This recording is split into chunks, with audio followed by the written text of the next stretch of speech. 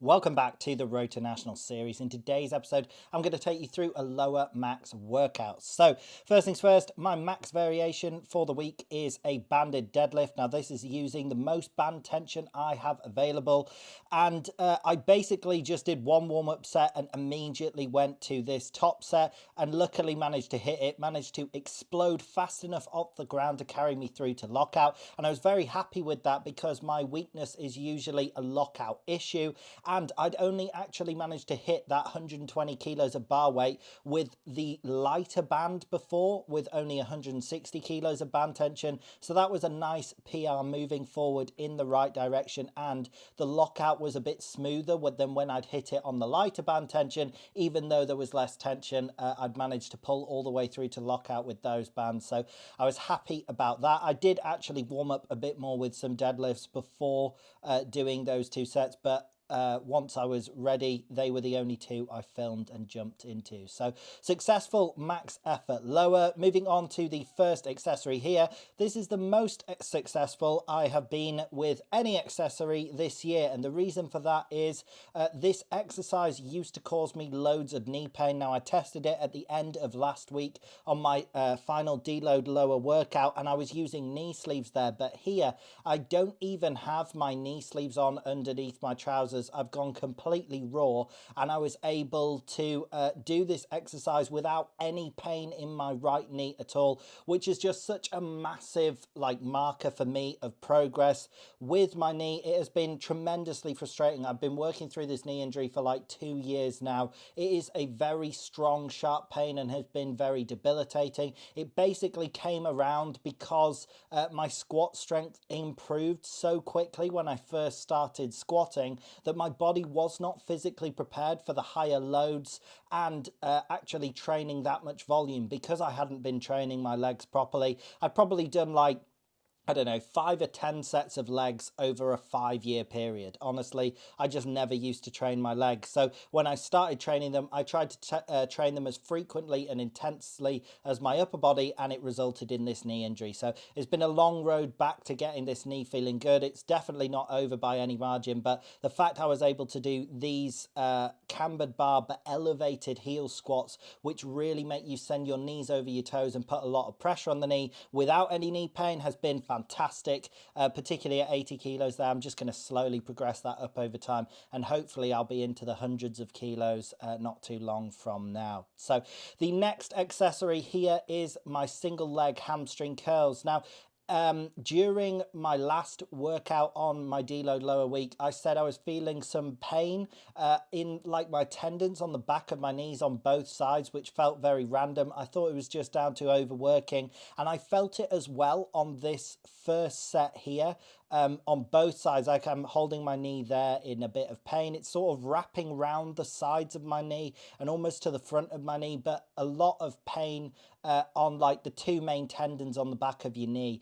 And I didn't really know what was going on until I realized I was doing these at a different height to what I normally do. Like the seat pad adjusts up and down, and I was literally only doing it one setting higher, but for whatever reason, that seemed to hurt the tendons. So they were the actual reason that I stopped when I stopped on these first sets. And I don't like stopping before muscular failure when doing my accessories. I believe in training hard, training intensely, and training to failure. However, luckily, I sort of realized what was going on here while I'm changing the weights. I thought something was weird and I decided to check the seat height and I actually dropped the seat down there. And literally that fixed it. For this next set, I did the same number of reps, but it was to muscular failure and I managed to train the hamstrings effectively. Also, being able to do 70 pounds on this machine, I mean, as a mark of improvement on this exercise, since I started training this, I've been doing these hamstring curls fairly consistently for like a year and a half. I literally couldn't move 70 pounds to begin with. I would do 40 pounds maybe for like sets of 10, and now I'm doing 70 pounds for sets of 12. I can do like the 80 pounds for sets of 10. I basically doubled my strength on this exercise. So the progress has been fantastic, and I do attribute that to training very hard. I basically try and push my limit. All I do is select a weight for the day. So today I felt like doing 70 pounds and tried to beat my previous record, which was 10 reps, and I managed to do them for sets of 12 today. Or were they sets of 15? I don't know. I managed to beat it anyway, and that's how I advise you progressively overload your accessories. You don't have to like do the same number of reps every workout for like 8 weeks. Let's say you're doing a chest press or something. Don't do 8 reps every workout and try and beat the weight every time.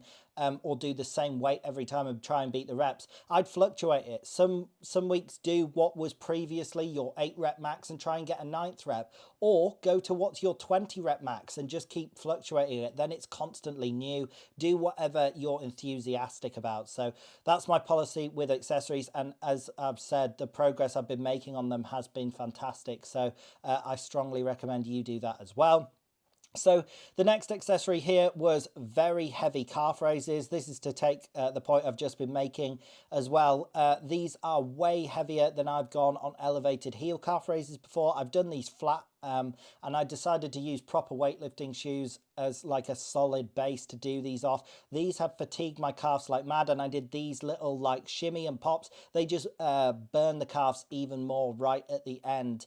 But the reason I'm doing this is I just want to completely bulletproof and strengthen my calves. Some people think that you shouldn't train them heavy because calves you normally walk around on all day and you're meant to train them higher reps. I disagree with that. You should train your calves like any other muscle and prepare them for heavy weights and light weights. And also, my best friend who has featured in a few of these videos is a physio. He completely ruptured his Achilles, and when he went to the doctor to like get his cast reset as it was improving, the doctor said he'd never seen recovery like it as fast before, and that is because my friend trained through the entire time. He was like, yeah, I've rehabbed hundreds of Achilles, I know what I'm doing. So people often fear like going heavy because they think it's going to injure you. If you're not prepared, like if I'd never gone heavy on a calf raise, I'm not saying just load it up ridiculously heavy and hope you'll be fine, but you can push the boat out there, work the weight up, and basically train in lots of different rep ranges. So I did sets of 8 there. That was easily within my strength range, even though it was very heavy weights on those calf raises. So the next accessory here was these hip adductions. I'm basically just trying to go as deep as I can here, and on the first rep on the first side I had a nice big double hip pop on both sides. It was actually quite alarming. I haven't had that before, but I felt my adductor strength gain massively. I only started training these during this film, so if you go earlier through this series and watch maybe somewhere between episode 1 and 10, you'll see the first time I do these, and I'm literally going about half as deep as I am here. So the way that I progressively overload these is to go deeper and deeper, and eventually I'm feeling like I'm basically going as deep as my hips will allow. I'll start to add weight on those. But first I'm probably going to add reps because I only managed to do sets of 4 there.